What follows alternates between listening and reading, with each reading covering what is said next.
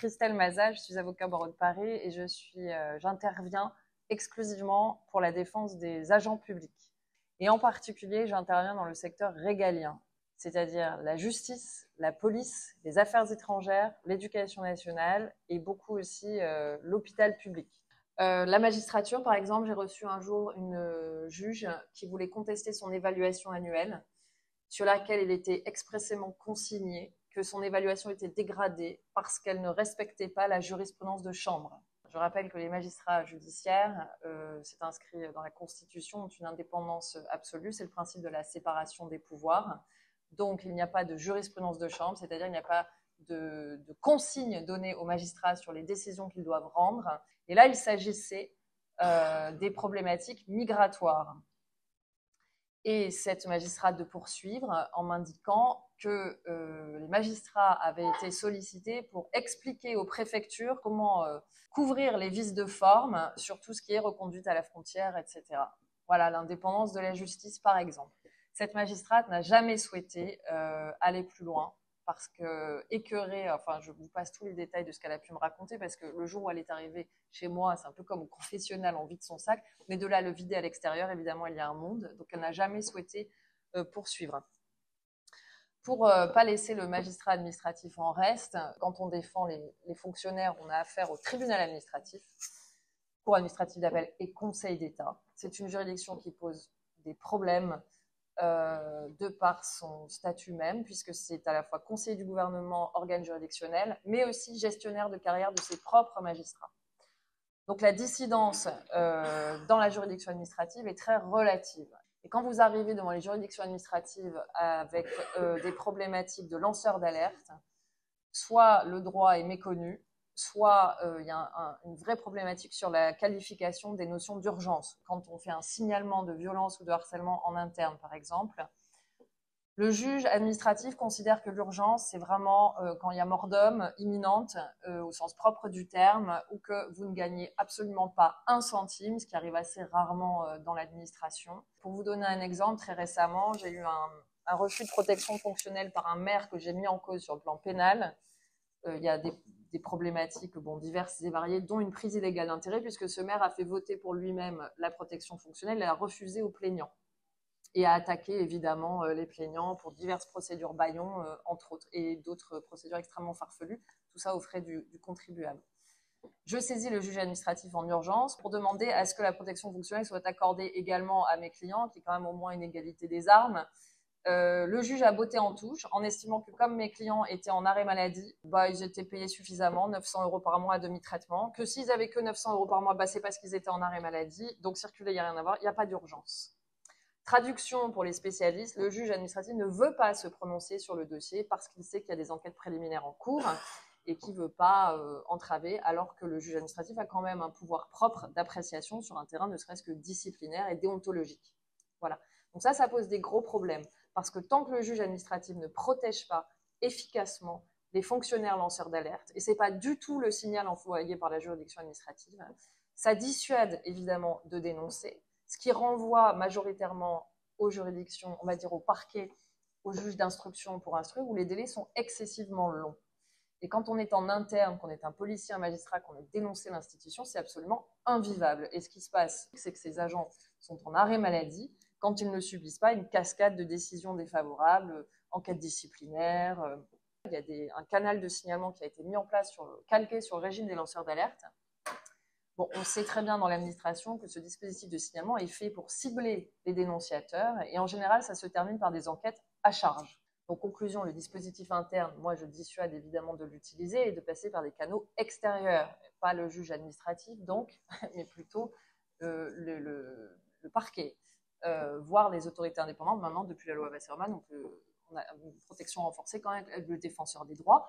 Mais pour ce qui concerne les fonctionnaires, on a aussi la plateforme de signalement de la Cour des comptes, que j'incite vraiment aussi à saisir, parce que parmi les problématiques de corruption, prise illégale d'intérêt, favoritisme et autres délits que l'on retrouve dans la fonction publique, dans le service public, ça touche évidemment aux deniers publics. Et là, la Cour des comptes a ouvert une plateforme de signalement totalement anonyme auprès de laquelle on peut signaler. Et puis je terminerai en termes d'exemple sur l'hôpital. Il y a par exemple des professeurs d'université, médecins, donc on appelle ça les PUPH, donc au sein des hôpitaux, qui remportent des concours avec des financements pour des grands programmes de recherche. Et puis, il y a des directions hospitalières qui essayent de détourner les personnels financés par ces fonds publics, donc c'est surtout l'Agence nationale de la recherche, cassent les solidarités en fait, d'équipes sur la recherche pour récupérer en fait, des professionnels partout où il y a des manques de personnel dans le reste de l'hôpital avec des méthodes d'une particulière brutalité. Il faut savoir qu'à partir du moment où l'hôpital perçoit les fonds, il n'y a pas de ligne budgétaire affectée toujours, ce qui fait que la direction, quand elle perçoit les fonds publics, normalement, il y a un programme de santé pour l'établissement où les fonds vont par service en fonction des besoins. On se rend compte qu'on essaye de détruire des services qui ne sont pas rentables au profit de services qui sont plus rentables pour restructurer en fait les hôpitaux. Et tout ça, évidemment, au détriment des parcours de soins. Et je conclurai en disant pourquoi il y a de tels blocages dans l'administration et il y a si peu de sujets qui sortent. Parce que déjà, surtout dans le régalien, il y a une forme d'autocensure chez les fonctionnaires. Quand vous êtes magistrat, vous restez jusqu'à 3 heures du matin à rendre une décision, vous le ferez.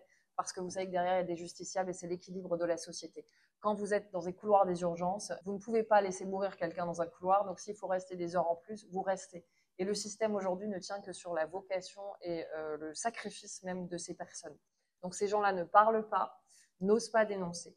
Et comme m'a dit un jour un personnel de justice dans le cadre du procès France Télécom, bon, France Télécom, on peut faire un procès, on fabrique des téléphones. L'hôpital public, la justice, c'est plus compliqué de dénoncer le système. Et en fait, que fait ce système? On essaie de le laisser stable, parce que si on ouvre les vannes en fait, à tous les lanceurs d'alerte de la fonction publique, je pense qu'il ressortirait des choses qui sont assez inquiétantes en termes de démocratie. Bon, malgré ce discours un peu pessimiste, ce qu'on appelle donc poliment l'intérêt général, et quand on plonge un peu dans les services, souvent on s'en éloigne un petit peu. Malgré tout ça, moi j'invite les agents publics à créer des collectifs.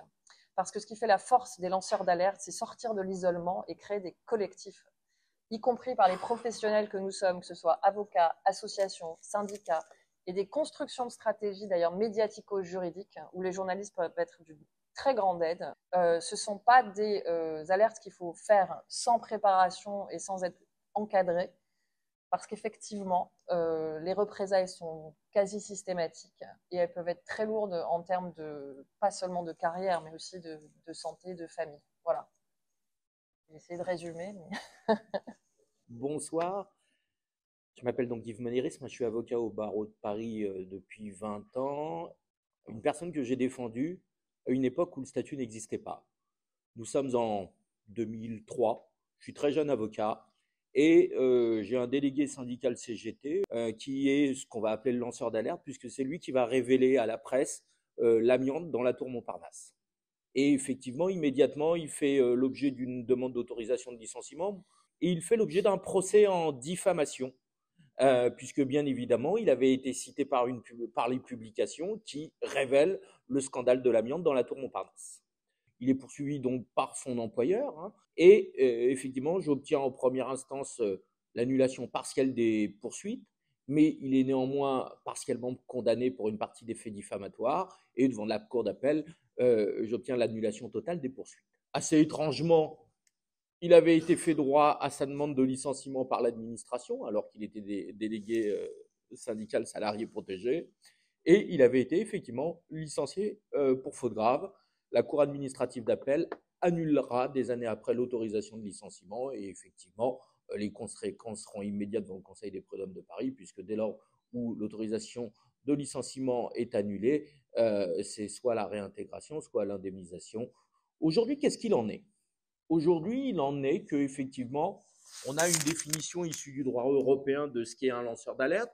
Alors, il faut savoir que la loi du 21 mars 2022, donc la loi Warsmann, a étendu la notion de lanceur d'alerte par rapport à la loi Sapin, puisqu'on y a intégré quelque chose qui n'était pas prévu. À l'origine, c'était crime et délit, et on y a rajouté effectivement une menace ou un préjudice pour l'intérêt général.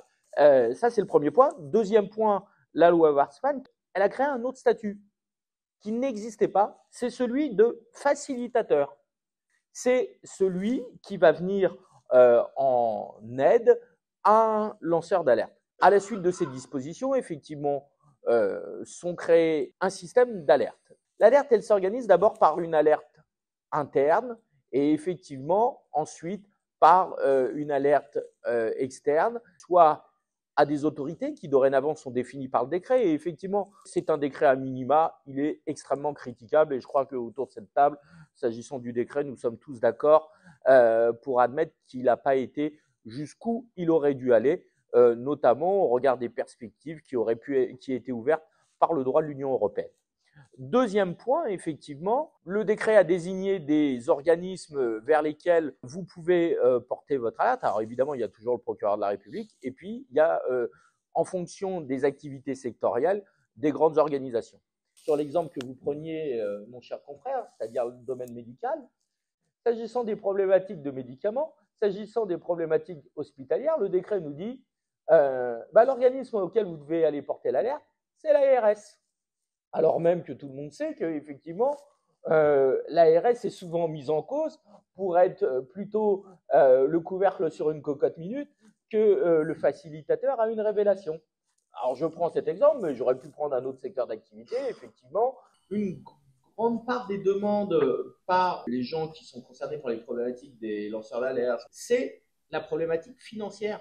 Parce qu'effectivement, lorsque vous êtes lanceur d'alerte, c'est un peu David contre Goliath. Et la difficulté, c'est comment je résiste. La loi a créé une meilleure protection, puisque effectivement, maintenant, il est très clairement dit que si vous êtes licencié à raison de l'alerte, c'est une nullité du licenciement. Et la loi, elle a été également au-delà, puisqu'elle a créé une infraction pénale d'entrave au lanceur d'alerte, et celui qui aura entravé un lanceur d'alerte, effectivement, encourt une amende de 15 000 € et une année d'emprisonnement. Il est regrettable, effectivement, et vous avez entièrement raison, mon cher confrère, de constater que tout est entre les mains du ministère public. La justice vit un véritable marasme actuellement, il faut en avoir conscience. Les tribunaux ne sont plus en mesure de fonctionner. Je ne sais pas si vous avez entendu parler, mais il y a une grande réforme qui va rentrer en ordre au 1er janvier 2023 qui vise à complètement déstructurer la police judiciaire pour la faire rentrer sous l'autorité des directeurs départementaux de la sécurité publique. Donc les policiers eux-mêmes vont perdre une partie de leur indépendance, parce que là, ils seront obligés de rendre compte et ils vont être encore plus sous la joug de leur autorité fonctionnelle. Ça, c'est le premier point. Et deuxième point, effectivement, ce directeur départemental de la sécurité publique aura ce pouvoir de pouvoir répartir les effectifs et de dire aux gens qui faisaient de la police judiciaire, en disant, écoutez, vous êtes gentils, vous faisiez de la police judiciaire, mais aujourd'hui, on a besoin de mettre du bleu sur la voie publique, donc vous allez aller faire du maintien de l'ordre et de la sécurité publique. Ce qui veut dire que les enquêtes en long cours, elles n'avancent plus. Sauf que sur les problématiques de dénonciation de faits par un lanceur d'alerte, eh bien, ce sont des enquêtes, et je peux vous en parler, ce sont des enquêtes qui durent des dizaines d'années. C'est ce que disait mon confrère. In fine, lorsqu'on arrive devant le tribunal, on n'est pas à contretemps judiciaire, mais on est à contretemps social, parce qu'une dizaine d'années après, est-ce que la justice peut encore servir de régulateur social lorsqu'elle va condamner X ou Y à une peine d'emprisonnement qui ne sert plus à grand-chose? Je rajouterai, le lanceur d'alerte, pour une entreprise, il peut avoir un intérêt. Cette fois-ci, je vais me placer du côté des directions. Voyez, l'entreprise, elle constitue un groupe, d'un côté avec des salariés, de l'autre côté avec des actionnaires, mais ces salariés, et vous le disiez très bien, madame, ils peuvent bénéficier d'une participation. Et c'est souvent ce que peuvent oublier parfois les actionnaires, c'est que les salariés ont le même intérêt qu'eux à ce que l'entreprise réussisse. Les systèmes de lanceurs d'alerte, parce que moi, je mets en place dans certaines entreprises des programmes d'alerte, eh bien, il peut avoir un intérêt pour la direction à ce qu'il puisse fonctionner. Parce que quand vous êtes une direction générale, si vous savez vous servir efficacement de votre système de lanceur d'alerte, eh bien, ça peut être très utile pour redonner de l'éthique à l'entreprise. Et donc, effectivement, lorsque vous êtes un dirigeant, il faut permettre la libération de la parole dans l'entreprise et il faut la permettre de manière structurée pour permettre à celui qui libère sa parole, qu'il se sente écouté, parce qu'il n'y a rien de plus méprisant que de ne pas écouter l'autre, surtout dans ces situations complexes, et deux, parce qu'effectivement, comme partout, il existe un bien commun et qu'il faut préserver son bien commun pour la réussite de tous. Voilà ce que je voulais dire sur le sujet des lanceurs d'alerte.